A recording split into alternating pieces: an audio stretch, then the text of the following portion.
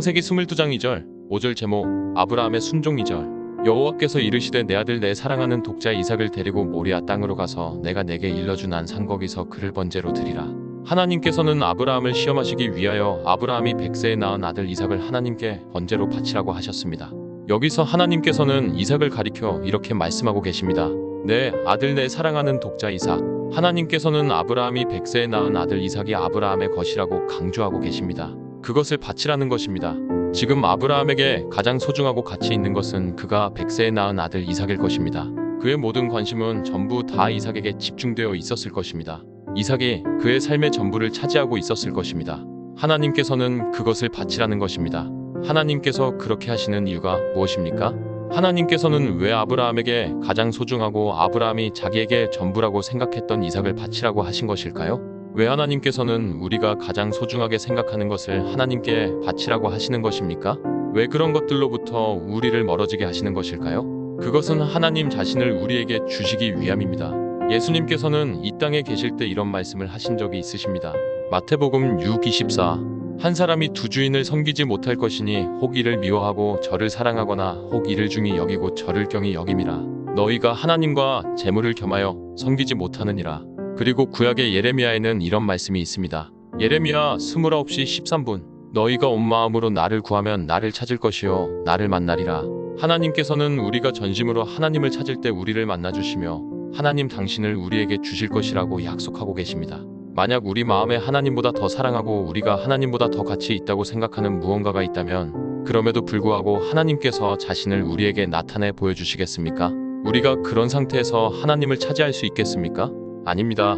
두 마음을 품은 상태로는 하나님을 만날 수도 없고 하나님을 차지할 수도 없습니다. 그건 아브라함도 마찬가지입니다. 그래서 하나님께서는 하나님 자신을 아브라함에게 주시기 위하여 아브라함이 가장 사랑하는 독자 이삭을 하나님께 바치라는 시험을 아브라함에게 허락하셨던 것입니다. 하나님께서는 우리에게 가장 소중한 것을 하나님께 바치기를 원하십니다. 그것을 우리 마음에서 지워버리기를 원하십니다. 그리고 그 자리에 하나님을 모시기를 원하십니다. 그럴 때 하나님과 우리 사이에 올바른 교제가 이루어지며 하나님께서는 그런 우리에게 하나님의 것을 아낌없이 부어주실 것입니다. 그러나 우리가 우리 마음 최고의 자리에 하나님이 아닌 다른 것이 있을 때는 하나님께 있는 그 풍성한 것들을 누릴 수 없습니다. 그러므로 아브라함은 하나님께서 아브라함에게 가장 소중한 것을 바치라는 시험을 하셨지만 우리는 우리 스스로 그것을 우리 마음에서 내려놓는 훈련을 계속해서 해야 합니다. 그럴 때 우리는 하나님을 차지할 수 있으며 하나님께서는 하나님께 있는 것들을 우리에게 풍성하게 부어주실 것입니다. 3절 아브라함이 아침에 일찍이 일어나 나귀의 안장을 지우고 두 종과 그의 아들 이삭을 데리고 번제했을 나무를 쪼개어 가지고 떠나 하나님이 자기에게 일러주신 곳으로 가더니 여기 보면 아침에 일찍이 일어나 라는 말씀이 있습니다. 아브라함은 얼마든지 늦지막이 일어날 수도 있었는데 왜 이삭을 바치라는 하나님의 명령이 주어진 그 이튿날에는 특별히 일찍 일어났던 것일까요? 아브라함이 아침에 일찍이 일어났다는 것을 성경은 왜 굳이 밝히고 있는 것입니까?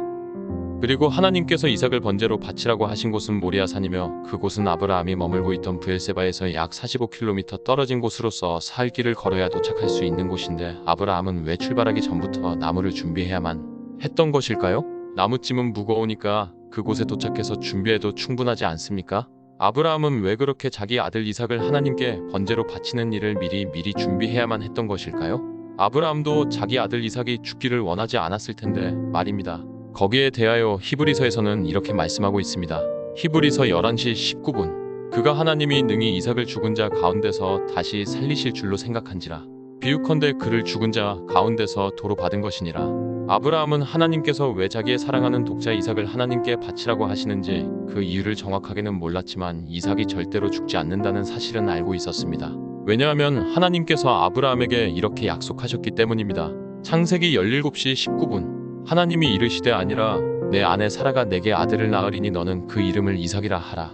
내가 그와 내 언약을 세우리니 그 후손에게 영원한 언약이 되리라. 분명히 하나님께서는 이삭과 언약을 맺으실 거라고 말씀하셨고 그 언약이 이삭의 후손들에게 영원한 언약이 될 것이라고 말씀하셨습니다. 그런데 만약 이삭이 죽어버리면 이 약속이 지켜질 수 있겠습니까? 아닙니다. 이 약속은 반드시 이삭이 살아있어야만 성취될 수 있습니다. 그러므로 이삭은 절대로 죽을 수 없는 것입니다. 아브라함은 이런 사실들을 분명히 알고 있었기 때문에 이삭을 번제로 바치라는 하나님의 명령에 조금도 근심하거나 그런 명령을 내리신 하나님이 야속하게 느껴지지 않았습니다. 그래서 아브라함에게는 이삭이 절대로 죽지 않는다는 확신이 있었기 때문에 이삭을 번제로 바치라고 하시는 하나님의 명령에 주저할 이유가 전혀 없었던 것입니다. 그래서 그는 그 하나님의 명령에 최선을 다해서 순종할 수 있었던 것입니다. 하나님께서는 우리에게서 뭔가를 받으실 때 최선을 받기를 원하십니다. 그러므로 우리도 하나님의 명령이 주어졌을 때 아브라함처럼 최선을 들이실 수 있기를 바랍니다. 하나님께서는 그걸 받으시고 우리에게 풍성한 하나님의 축복으로 갚아주실 것입니다. 4절 제3일에 아브라함이 눈을 들어 그곳을 멀리 바라본지라 아브라함은 사흘 길을 걸어서 모리아 산 근처에 도착하였습니다. 5절 이에 아브라함이 종들에게 이르되 너희는 나귀와 함께 여기서 기다리라. 내가 아이와 함께 저기 가서 예배하고 우리가 너희에게로 돌아오리라 하고 아브라함은 자기 아들 이삭을 번제로 바치라는 하나님의 명령에 철두철미하게 순종하고 있습니다. 종들을 산 위에까지 데리고 가면 그들이 분명히 자기 주인 아브라함을 붙잡고 절대로 이삭을 죽이지 못하도록 방해할 것입니다. 그래서 아브라함은 종들을 산 아래에 그대로 있게 하고 아들 이삭과 단 2사람만 산 위로 올라갔던 것입니다.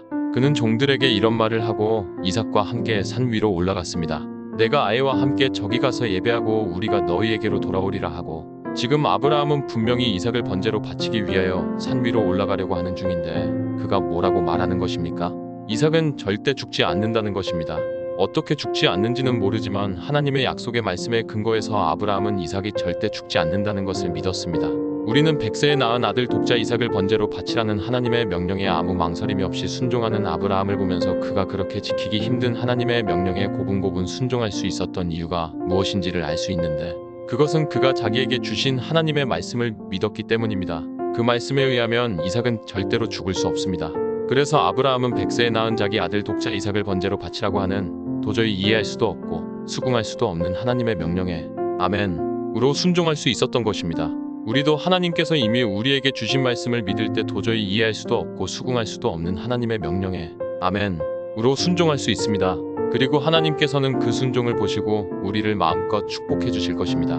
그러므로 하나님의 말씀을 많이 읽고 들어서 그 말씀이 우리 마음속에 풍성하게 거할 수 있도록 하시기를 바랍니다.